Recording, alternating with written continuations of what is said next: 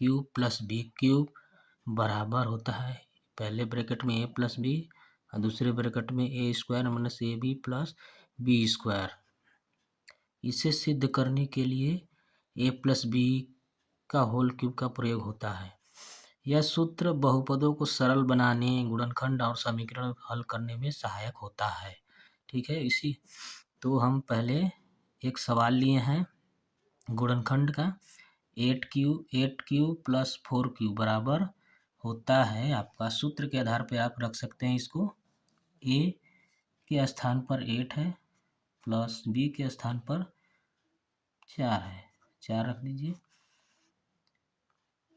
फिर दूसरे ब्रैकेट में ए के स्थान पर क्या है 8 स्क्वायर कर दीजिए, माइनस लगा दीजिए, A B, A into B, तो ए हमारा 8 है इंटू बी हमारा क्या है 4 लिख लेंगे, प्लस प्लस लगा देंगे, बी के स्थान पर क्या है 4 स्क्वायर कर देंगे।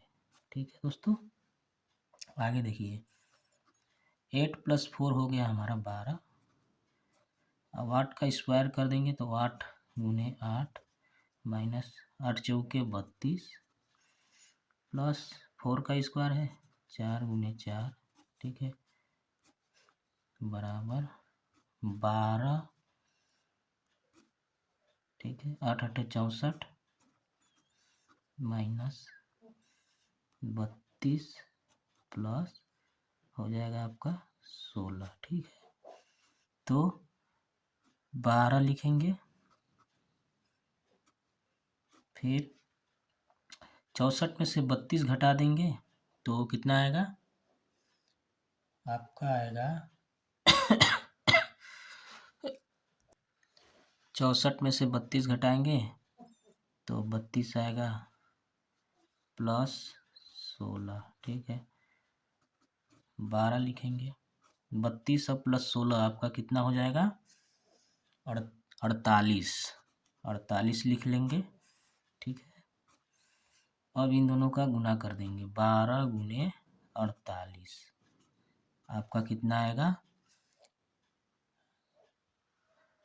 576, गुना करेंगे तो इतना आएगा। ठीक है, इसको सॉल्व करने का एक और तरीका है, देखिए 8 का क्यूब है, इसको कर लीजिए 8 गुने 8 गुने 8 बराबर हो जाएगा आपका 512।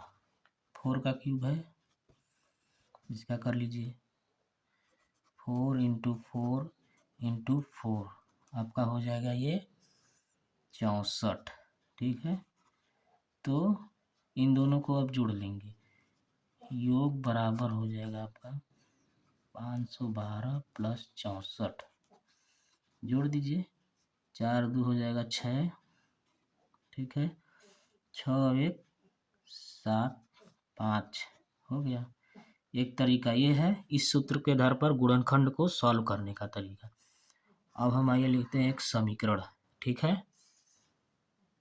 तो आइए हम इसी के आधार पर समीकरण को सॉल्व करते हैं। समीकरण का क्वेश्चन लिए हैं, तो पहले कोष्टक में है a प्लस बी, तो a के स्थान पर हमारा x है प्लस b के स्थान पर हमारा 16 है। ठीक है, दूसरे कोष्टक में a के स्थान पर क्या है x है, x का स्क्वायर कर देंगे, माइनस लगा देंगे, a इंटू बी, तो a के स्थान पर हमारा x है इंटू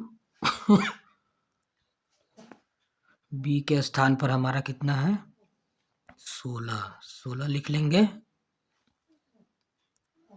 16 लिख लिए, प्लस है प्लस लगा देंगे, बी के स्थान पर कितना है, बी के स्थान पर हमारा 16 स्क्वायर कर देंगे। ठीक है, आगे देखिए x plus 16 x square minus x into 16 हो जाएगा ये 16x प्लस 16 इंटू 16 हो गया, x plus 16 x square minus 16x plus 256।